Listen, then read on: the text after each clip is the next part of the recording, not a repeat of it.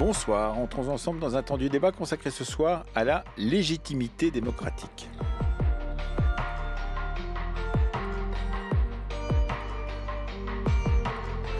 À l'ordre du jour ce soir, comment définir la légitimité démocratique? Le résultat des élections européennes a été l'occasion de poser la question de la légitimité du principal dirigeant français, le président de la République. Rien ne l'obligeait en effet, à l'occasion d'une élection de ce type, à dissoudre l'Assemblée nationale. Pourtant, il a affirmé vouloir, je cite, redonner le choix aux Françaises et aux Français de leur avenir parlementaire par le vote. Et il a affirmé qu'il s'agissait là d'un acte de confiance en notre démocratie. Est-ce le signe que le résultat d'un vote peut redonner au pouvoir la légitimité perdue lors d'une élection précédente? Nous en discutons avec nos trois invités, avec Marianne Cohandé. Bonsoir. Bonsoir. Vous êtes professeur de droit constitutionnel à l'Université de Paris 1 et vous avez écrit un livre qui va peut-être redevenir d'actualité, La cohabitation, leçon d'une expérience aux presses universitaires de France. C'était votre thèse. Avec nous également Hélène Landemort à distance. Bonsoir. Bonsoir. Vous êtes professeur de théorie politique à l'université de Yale aux États-Unis. Et enfin, troisième invité, Christophe Prochasson. Bonsoir. Bonsoir. Vous êtes historien et directeur d'études à l'École des hautes études en sciences sociales et vous avez beaucoup travaillé sur la forme républicaine dans nos démocraties. Je sors des bureaux des Républicains où nous n'avons eu aucune réunion et aucun dialogue avec Éric Ciotti depuis l'élection européenne. Ce qu'il a donc dit aujourd'hui, il l'a dit seul, solitairement. Il n'engage pas la famille politique à laquelle nous appartenons. Et je pense même qu'il n'a, depuis tout à l'heure, plus de légitimité pour parler au nom de notre famille politique. C'est ce que viennent de lui dire d'ailleurs la totalité des sénateurs des Républicains, sous l'autorité de Bruno Retailleau. C'est ce que vient de dire Olivier Marleix. Nous sommes très nombreux à penser que aujourd'hui le pouvoir n'a plus la confiance du peuple. Nous le savons, davantage encore depuis dimanche. Pour autant, il n'y a aucune issue politique à une quelconque alliance, un quelconque accord avec un parti politique pro-russe, populiste et anti-européen. Voilà, il s'agissait de Michel Barnier, vous l'avez sûrement reconnu, ancien ministre et commissaire européen qui réagissait à la décision d'Éric Ciotti d'une alliance avec le Rassemblement national pour les législatives. Quand on entend ce terme de légitimité en politique, en histoire politique, on dit quoi, Christophe Prochasson? Ça rappelle d'autres périodes? Certainement, ça rappelle d'autres périodes, mais on pourrait d'abord commencer par dire que c'est un terme un peu compliqué, légitimité. Un peu flou peut-être. Pardon ? Un peu flou peut-être. Un peu flou, oui, et même d'une certaine façon un peu dangereux, parce que par rapport, je parle devant notamment une juriste, par rapport à un état de droit qui ne connaît que le droit, ou met en avant le droit, sur un piédestal en tout cas, la légitimité est une notion, oui, comme vous le dites, beaucoup plus floue, car qui décrète la légitimité ? On entend dans l'extrait que vous venez de faire passer qu'un homme politique n'a plus la légitimité parce qu'un autre homme politique décrète qu'il n'a plus la légitimité. Donc derrière la légitimité, on le voit bien apparaître immédiatement, il y a au fond une démarche politique, une volonté politique, un combat politique qui est qu'on considère à un moment qu'un homme politique, en quelque sorte, n'est plus légitime, même s'il est en droit tout à fait en mesure de poursuivre sa tâche. Oui, alors ça c'était à propos d'Éric Ciotti, mais à propos d'Emmanuel Macron, on se dit il va repasser devant les urnes, il va y avoir toute une nouvelle majorité qui sortira de ce vote, et pourtant il n'y était pas du tout obligé par la Constitution, Marianne Cohandé. Non, pas du tout obligé, hein. D'autant que une situation tout à fait analogue s'était déjà produite en 2014, lors des élections européennes, alors que François Hollande était président de la République. La majorité présidentielle n'avait fait que 14% aux élections européennes. Donc il n'y avait aucune obligation du tout de faire cette dissolution et d'en appeler à l'arbitrage du peuple. Mais Emmanuel Macron a souhaité, me semble-t-il, par là, jouer un peu son va-tout, jouer un peu à qui tout double, un peu à la manière de De Gaulle en 68. La rue est agitée, son pouvoir est contesté, et donc son Premier ministre l'a poussé à engager un peu sa responsabilité devant le peuple. Donc c'est une démarche qui est quand même très gaullienne, et dans laquelle il ne dit pas du tout « j'ai entendu votre message, nous allons changer de politique », mais je vais demander au peuple quelle politique il souhaite. Oui, c'est ce qu'il dit. Il dit je veux redonner le choix aux Françaises et aux Français de leur avenir parlementaire par le vote. Et il affirme qu'il s'agit là d'un acte de confiance dans la démocratie. Donc, d'une certaine manière, comme vous le dites, c'est une sorte de va-tout, Marianne Cohandé. Voilà, c'est un va-tout, mais c'est un jeu dangereux, hein, parce que on ne sait pas ce que va donner la suite. Et effectivement, il faut d'abord bien distinguer la légitimité, c'est parfait que vous soyez directement allé sur ce terrain-là, de la légitimité et la légalité. Oui, bien sûr. C'est-à-dire quand on parle d'une autorité légitime en droit, c'est une autorité qui a été juridiquement reconnue pour pouvoir s'exercer. Or, il faut bien voir que sous la Ve République, le président, selon la Constitution, est un arbitre et certainement pas un capitaine. Il est le garant du respect de la Constitution et des traités, et il assure par son arbitrage le fonctionnement régulier des pouvoirs publics. C'est pas du tout lui qui doit gouverner. C'est seulement dans la pratique de la Constitution hors cohabitation que le président se débrouille pour être le chef de la majorité, essentiellement grâce au pouvoir de dissolution, et prétend pouvoir gouverner. Et on est là au cœur du problème. Alors, vous venez de citer ces deux mots importants, légitimité et légalité, Marianne Cohandé. C'était d'ailleurs le titre d'un article dans un dictionnaire de la République que vous aviez coordonné avec d'autres, Christophe Prochasson, il y a plus de 20 ans, et il était signé Nicolas Tenzer. Et dans cet article, Nicolas Tenzer, Hélène Landemort disait, en fait, il y a des mutations de la légitimité. Cette légitimité n'est jamais fixe. Elle est mouvante dans des sociétés démocratiques. Elle devient erratique, mouvante, fluctuante, incertaine. Accordée un jour, elle peut être retirée dès le lendemain. Est-ce que c'est cela la question que pose justement cette question de légitimité, Hélène Landemort? Oui, absolument. Je dirais qu'en théorie politique, la légitimité, c'est le concept le plus difficile, en fait, le plus insaisissable, parce qu'il a, il a des sources multiples. Alors, on tend maintenant aujourd'hui à penser que ça vient essentiellement du consentement du peuple, mais on s'aperçoit très vite que ça ne suffit pas complètement, parce que le consentement lui-même, c'est quoi? C'est la majorité, c'est plus que la majorité. Et comment on fait pour s'assurer du soutien des minorités?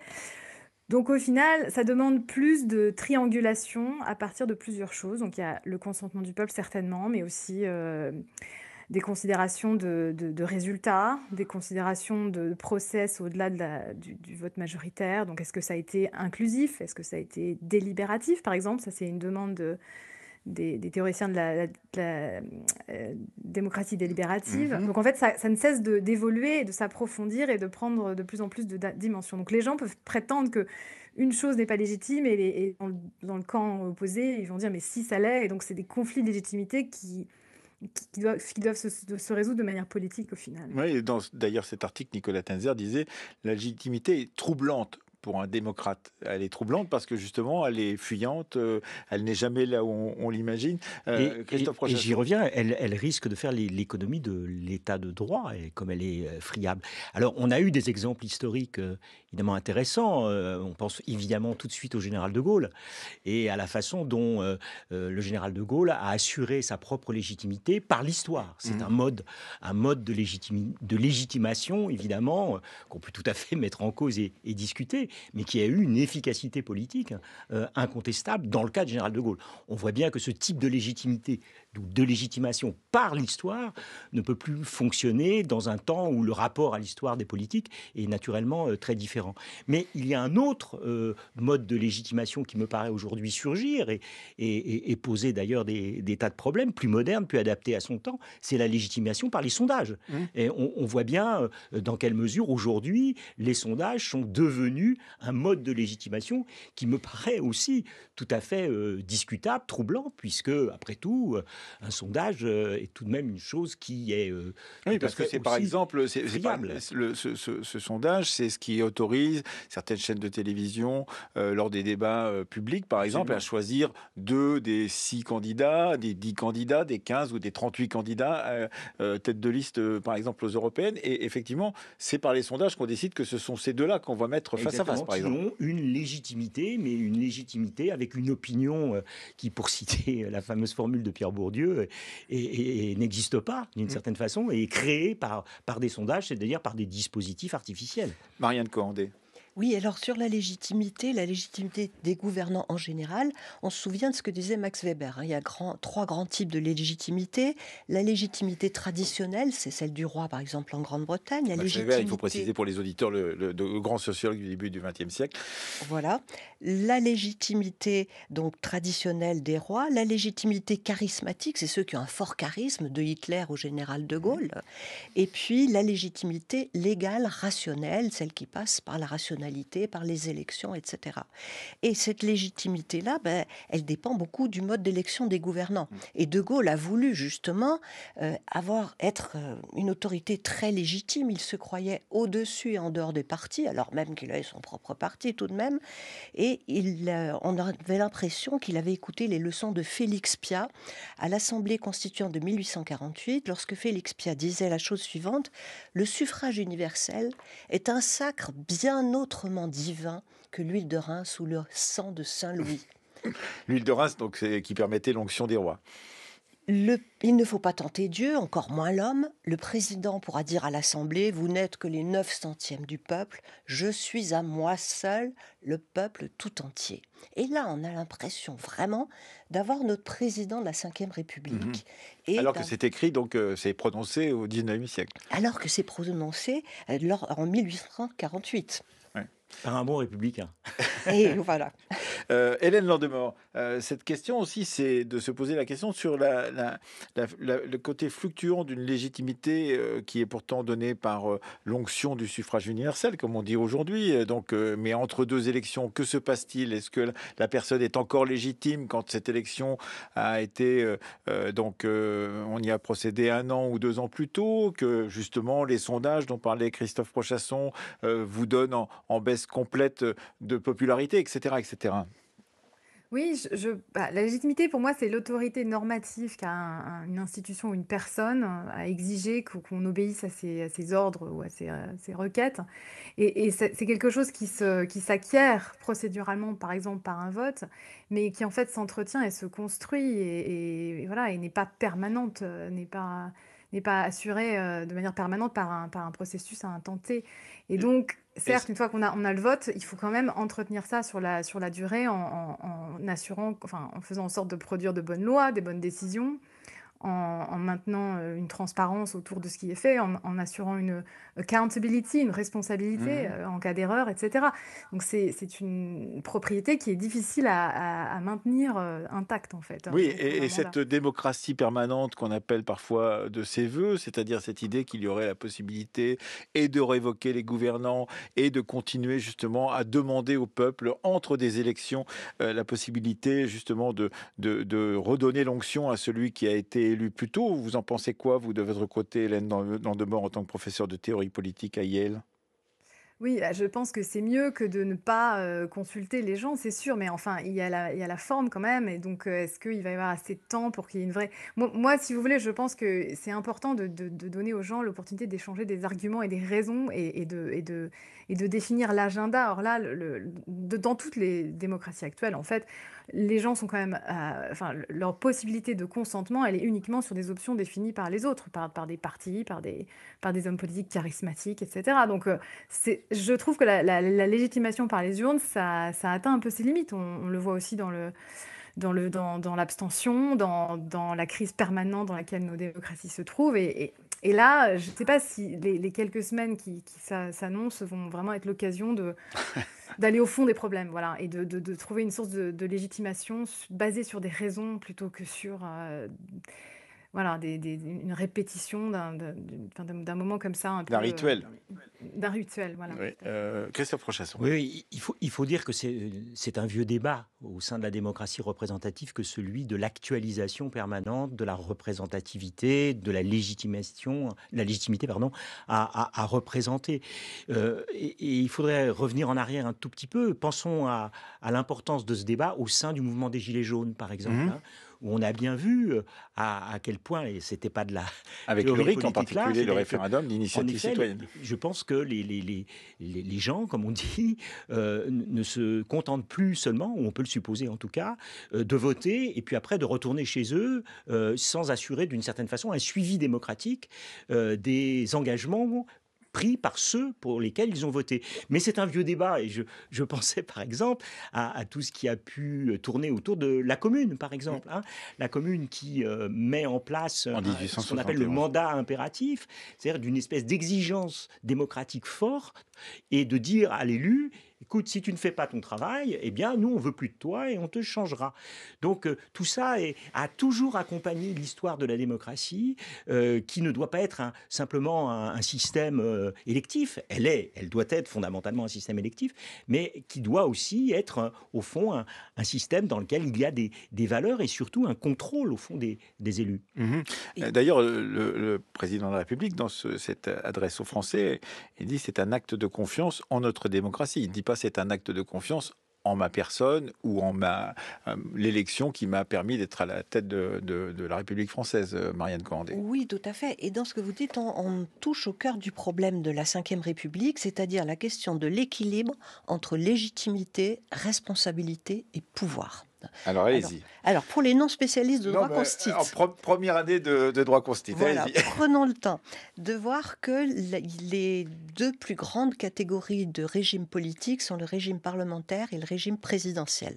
Le régime présidentiel, c'est celui des États-Unis. Le peuple élit ses députés, le Congrès, et il élit d'un autre côté le président directement, et le président et le Congrès n'ont pas les moyens de se détruire mutuellement. Dans le régime parlementaire, qui est celui de tous les pays de l'UE, sauf Chypre, on a d'un côté un gouvernement avec à ses côtés un chef de l'État qui constitue de l'exécutif et de l'autre le Parlement. Le principe est très simple. Le peuple élit ses députés. Et ce sont les députés qui vont choisir et contrôler en permanence le gouvernement. De sorte que si le gouvernement fait une mauvaise politique, les députés doivent le renverser parce qu'il trahit la confiance du peuple. Seulement, et s'il est renversé tous les 3 jours, c'est l'instabilité de la 4e ou d'une partie de la 3e République, c'est problématique. Donc, pour équilibrer les choses, le chef de l'exécutif, qu'est le Premier ministre et non pas le chef de l'État, peut se défendre avec le droit de dissolution. Et donc, on obtient en principe un certain équilibre entre la légitimité, c'est-à-dire que le gouvernement est choisi et contrôlé en permanence par les députés, de sorte qu'il est toujours censé être légitime. La responsabilité, puisque s'il agit mal, il est renversé, et le pouvoir, parce que c'est parce qu'il est légitime et responsable qu'il est puissant. Sous la Ve République, comme dans la moitié des pays de l'UE, on a choisi d'élire directement le président de la République. Alors ça fausse évidemment le jeu, parce qu'on se dit, puisque lui est élu directement par le peuple comme les députés, il est à égalité avec eux. En réalité, dans tous les pays de l'UE, sauf en France, malgré cette élection directe du président, c'est le gouvernement qui détermine et conduit la politique de la nation, et non pas le président. Pour cette raison fondamentale, que le gouvernement est responsable et le président ne l'est pas. Or, en France, nous, on a un président qui gouverne, alors qu'il est à peu près irresponsable. Il est extrêmement difficile de mettre en jeu sa responsabilité. Et donc, c'est tout cet équilibre entre légitimité, responsabilité et pouvoir... qui est bouleversé par la Ve République. Qui est bouleversé surtout par la l'élection dans la Ve République du président de la République au suffrage universel. Et surtout par le fait que la France est le seul pays de l'UE dans lequel le président est le chef de la majorité. Et c'est pour ça qu'il peut diriger la politique le plus souvent en dehors des périodes de cohabitation. Bon, j'ai été en première année de droit public ou de droit constitutionnel avec vous. J'ai quoi? J'ai bien compris là ce que vous m'avez dit, Marianne Cohandé. De votre côté, Hélène Landement, est-ce que vous pouvez nous dire quelque chose, justement, puisque vous enseignez à Yale, vous êtes actuellement en Grande-Bretagne, sur d'autres modèles? Le modèle des États-Unis vient d'être présenté par Marianne Cohandé. Est-ce que cette question de la légitimité est traitée différemment dans d'autres espaces politiques? Alors, je ne suis pas une spécialiste des différents types de régimes en droit, mais je dirais que la question se pose un peu partout de la même manière, en fait. C'est-à-dire qu'ils cherchent toujours à s'ancrer dans un soutien populaire d'une manière ou d'une autre, et ils ne l'obtiennent pas forcément, notamment aux États-Unis, parce que c'est devenu la règle de la règle de la minorité. Il y a des sciences politologues, Daniel Ziblatt et Steven Levitsky, qui ont fait cet argument qu'au fond... la manière dont la séparation des pouvoirs est organisée, dont le collège des grands électeurs, etc., en fait, était finalement choisi le président, etc., ça met le pouvoir de légitimation entre les mains des minoritaires, en fait. Donc c'est très problématique. C'est pas du tout compatible, en fait, avec le principe d'une légitimité démocratique. Je dirais qu'en Grande-Bretagne, ça me paraît plus parlementaire et plus juste de ce point de vue-là. Christophe Prochasson. Oui, si vous me permettez, je voulais rebondir sur ce que vous disiez sur la présidence de la République et l'élection au suffrage universel.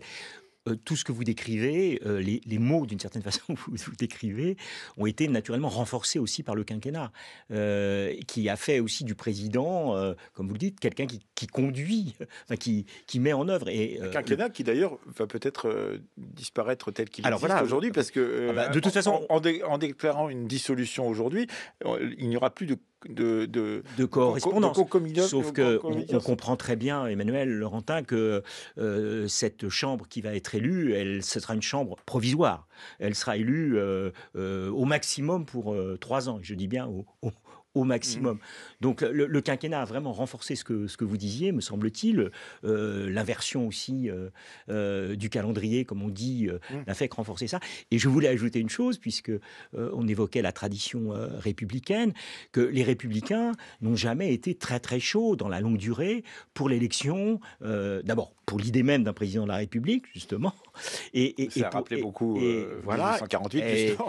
Et voilà, et pour l'élection d'un président de la République au suffrage universel, il y avait le mauvais souvenir de 48, bien sûr, mais même avant, d'une certaine façon, cette idée-là n'est pas en phase avec une culture républicaine qui est d'abord méfiante à l'égard, au fond, des autorités instituées. 18h42 sur France Culture, vous écoutez le temps du débat. Nous posons cette question: comment définir la légitimité démocratique, en compagnie d'un historien, Christophe Prochasson, d'une professeure de théorie politique, Hélène Landemort, et d'une professeure de droit constitutionnel, Marianne Corandé.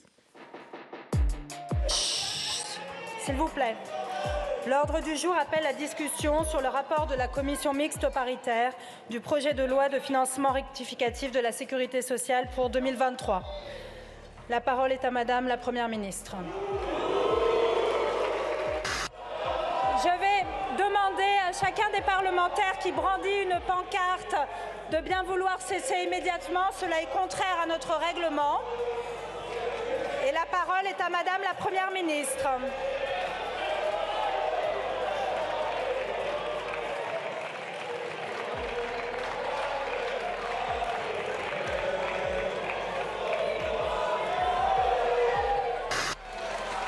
Aussi, sur le fondement de l'article 49, alinéa 3 de la Constitution, j'engage la responsabilité de mon gouvernement sur l'ensemble du projet de loi de financement rectificatif de la sécurité sociale pour 2023. Le débat sur ce texte est immédiatement suspendu. Ce texte sera considéré comme adopté. France Culture, le temps du débat. Emmanuel Laurentin. On voit comment le temps politique s'accélère. C'était il y a un peu plus d'un an, le 16 mars 2023, devant l'Assemblée nationale, lors de l'annonce de la Première ministre Elisabeth Borne au recours du 49.3 sur le projet de réforme des retraites. Qu'est-ce que cela vous dit, Hélène Landemort, en tant que professeure de théorie politique, l'usage du 49.3? Est-ce qu'il légitime, il délégitime le pouvoir qui a été choisi par les urnes? C'est légal, évidemment, donc c'est légitime en ce sens vraiment étroit, mais c'est vrai que c'est une sorte de violation des attentes démocratiques, je pense, de la plupart des gens. C'est-à-dire qu'on est censé arriver à des consensus qui sont fondés sur une consultation large, qui se soit pas amené au forceps comme ça l'a été. Alors après, il y a une légitimité peut-être de résultat, si vraiment c'était la bonne réponse à un problème donné dans le temps. Mais c'est là qu'on voit que la triangulation, n'a pas eu lieu. C'est-à-dire qu'il y a eu juste cet appel à la légitimité de droit, en quelque sorte, et à rien d'autre. Marianne Coandé, vous êtes d'accord avec ce qui vient d'être dit par Hélène Landemort? Oui, alors ce 49.3, il faut se souvenir qu'il a été inventé parce qu'on sortait de la 4e République où il y avait eu justement ces problèmes de triangulation et de difficulté à constituer une majorité. Et donc on voulait permettre, par cet instrument et quelques autres dans la Constitution de 58, permettre à une majorité trop faible d'adopter tout de même quelques lois. Mais au départ, on le concevait comme quelque chose de tout à fait exceptionnel. Et on ne pensait pas du tout qu'on en ferait un usage très fréquent comme on l'a fait par la suite. Le gros problème, c'est que pour son 2e mandat, les Français n'ont pas souhaité donner à M. Macron une majorité absolue. Et ça avait du sens. Ça signifiait, bon, on veut bien voter pour lui, vous au lieu de Mme Le Pen, mais votre politique ne nous plaît pas, donc il faudra mettre de l'eau dans votre vin.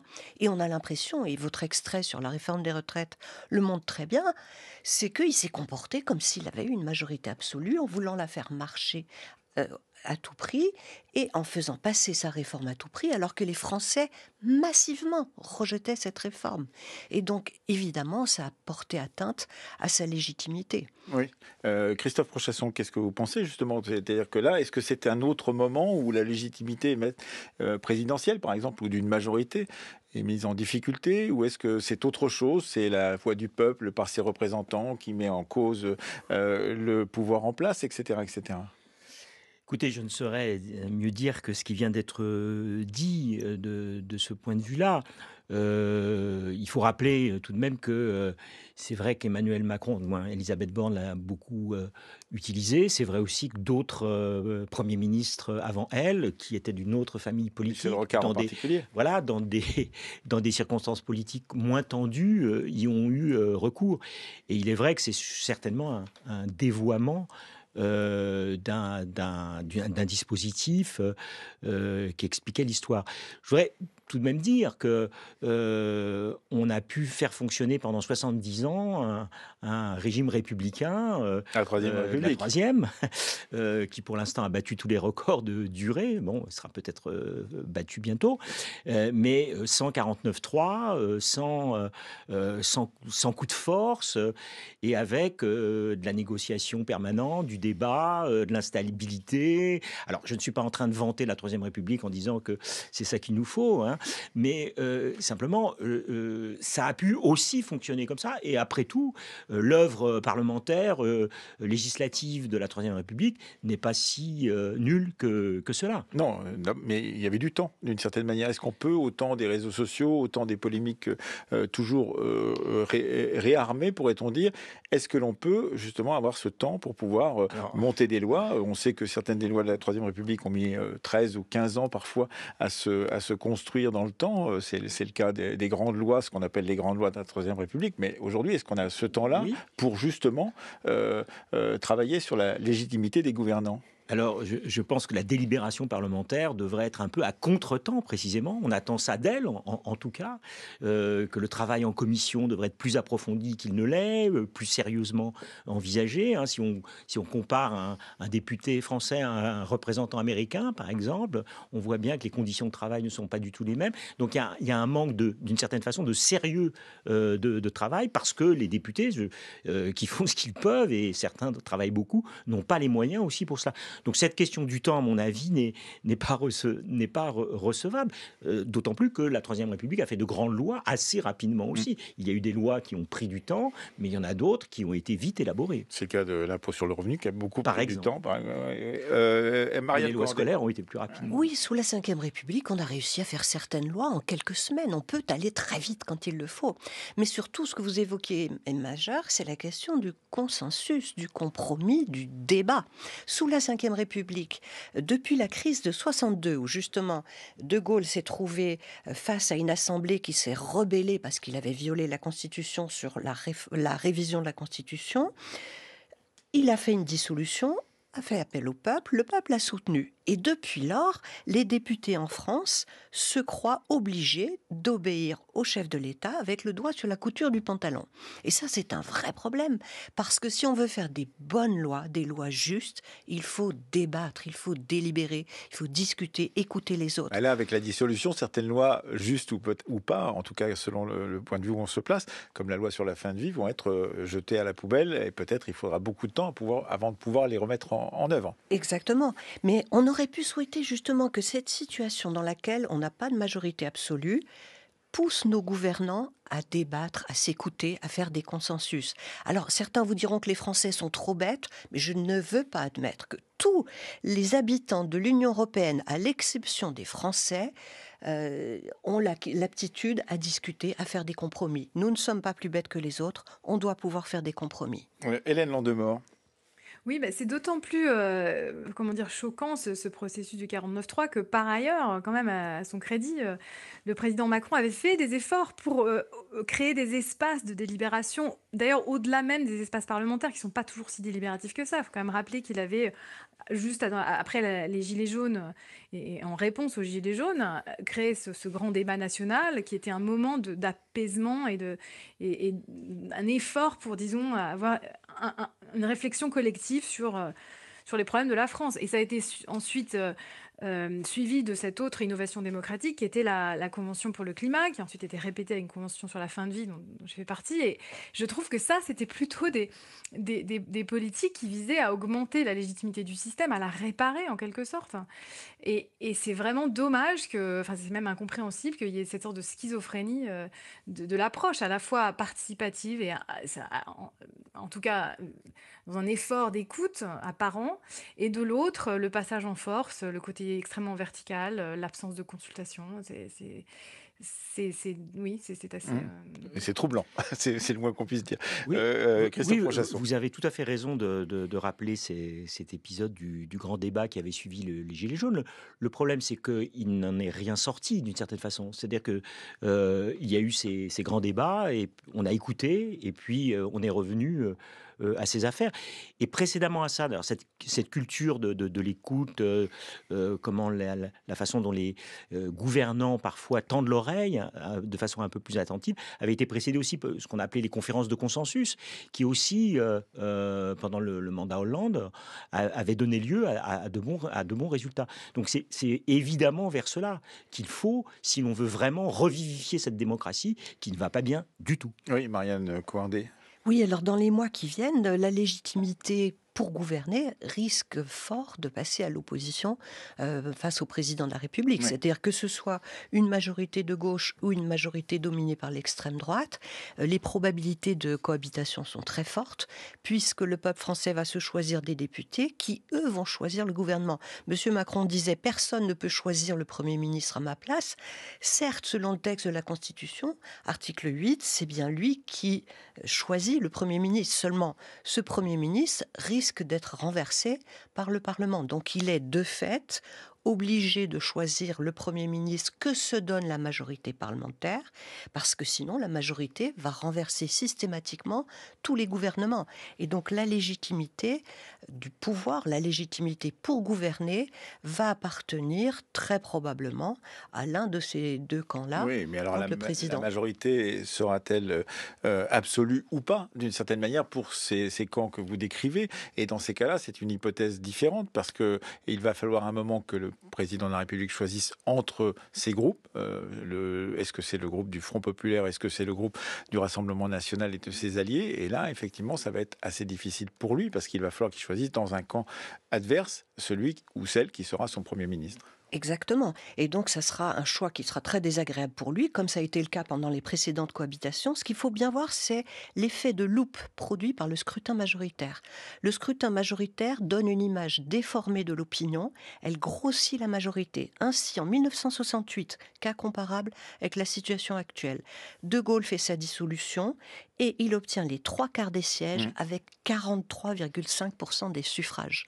Donc, il faut voir que cet effet de loupe peut jouer. Mais ça peut jouer aussi en la faveur, et c'est peut-être, j'imagine que c'est ce qu'espère Emmanuel Macron, en la faveur du camp présidentiel. Du camp présidentiel, donc, tout à fait. Il ne faut pas éliminer cette hypothèse-là. Tout à fait. À cette différence près qu'aujourd'hui, nous sommes dans un paysage politique beaucoup plus éclaté, beaucoup moins structuré qu'il n'était encore dans les années 60 et 70. Et là, le surgissement, si j'ose dire, d'un bloc majoritaire va être très très compliqué. Moi, je ne vois vraiment pas comment on peut voir de nouveau, enfin, je dirais, une situation aussi saine que celle que vous évoquiez en 68. Sur ce point, Hélène Landemort. Alors non, j'ai pas d'avis sur ce point, mais je voulais introduire une distinction qu'on n'a pas encore faite, qui me paraît importante pour la discussion de la légitimité. Il est temps, puisque nous arrivons à 3 minutes de la fin de l'émission. Allez-y. Parce que je pense, c'est pas pour défendre nécessairement la politique du président ou ses méthodes, mais on se focalise beaucoup là sur ce qu'on appelle la légitimité de processus, c'est-à-dire est-ce que ça suit bien les étapes et les méthodes auxquelles on s'attend dans un contexte démocratique. Mais il y a cette légitimité d'entrée, donc qui fait partie de la décision, etc., et la légitimité de résultat. Et je pense que Macron, en tout cas, doit avoir une conception de la légitimité qui est aussi, il faut que ça marche, il faut que mes résultats soient probants, et j'aurai la sanction du vote plus tard quand ils se rendront compte que cette réforme des retraites, c'était la bonne chose, c'est la bonne décision. Ça, c'est un peu une approche technocratique, j'ai envie de dire, de la légitimité, mais c'est pas non plus complètement illégitime de penser à cette dimension-là, parce qu'elle existe. Voilà. Oui, Marianne Coandé, vous êtes spécialiste de la cohabitation, puisque vous avez fait votre thèse sur ce sujet-là. C'est un sujet d'actualité. Et justement, est-ce que, par exemple, la cohabitation qu'on va peut-être connaître dans quelques semaines sera une cohabitation nouvelle par rapport à celle qu'on a déjà connue ou pas, si elle existe ? Alors, elle sera nouvelle sur certains aspects, notamment par sa cause, parce que les précédentes étaient causées par la différence de durée des mandats présidentiels et parlementaires. Elle sera différente un petit peu par sa durée, mais surtout, elle risque d'être différente si on a l'extrême droite au pouvoir. Parce que si on a la gauche, l'union de la gauche, on est avec des démocrates, ça sera difficile, ça peut être tonique. L'extrême droite vous dira qu'ils sont démocrates et qu'ils jouent le jeu démocratique. Oui, chacun se prétend démocrate, à tort ou à raison, mais ça risque d'être beaucoup plus difficile, et notamment à cause de la défense et de la diplomatie, de la politique étrangère, de la position effectivement très ambiguë de ce parti par rapport à la Russie, qui risque d'être complètement explosive en situation de cohabitation. J'imagine qu'en tant qu'historien du politique, Christophe Prochasson, vous n'attendez pas ce qui va se passer, mais vous espérez en tout cas qu'il y ait quelque chose du grain à moudre, pourrait-on dire, pour reprendre le titre d'une émission qui vous posait, du grain à moudre, pour l'histoire à venir, c'est-à-dire pour montrer justement combien cette question de la légitimité démocratique peut être renouvelée par des expériences politiques toutes différentes. Alors c'est là où vous voyez l'historien est déchiré entre le citoyen et qui déplore et s'inquiète, et puis l'historien qui ne trouve que de l'intérêt à ce que nous vivons. Oui, on est vraiment dans une situation inédite, tout de même. Inédite et surtout qui interdit. Un historien ne se livrera jamais à ce genre d'exercice. Toute anticipation, en tout cas hâtive et simpliste. Voilà, c'est sur cette parole sagesse que je m'arrête. Marianne Coandé. Oui, juste un mot pour terminer. Attention, la cohabitation, ce n'est pas la cogestion. La cohabitation, c'est le fait qu'on choisisse une majorité de députés qui choisiront la politique. Si les Français choisissent une politique d'extrême droite, ils auront une politique d'extrême droite. Ni le président ni les autres pouvoirs n'auront le pouvoir d'empêcher cette politique. Ils pourront limiter les pires dégâts, mais ça sera une vraie politique d'extrême droite. Merci beaucoup Marianne Coandé. Vous êtes professeure de droit constitutionnel à Paris 1 et vous êtes autrice de votre thèse, La cohabitation, leçon d'une expérience aux presses universitaires de France. Merci à vous Hélène Landemort depuis le Royaume-Uni où vous étiez. Vous êtes professeure de théorie politique à l'université de Yale aux États-Unis. Et merci à vous Christophe Prochasson, historien et directeur d'études à l'École des hautes études en sciences sociales et spécialiste de la question républicaine. Le temps du débat a été préparé ce soir par Mathias Mégy, Fanny Richet, Roxane Poulain, Anouk Sevno, Stéphanie Villeneuve, réalisé par Laurence Malonda avec à la technique Ludovic Auger.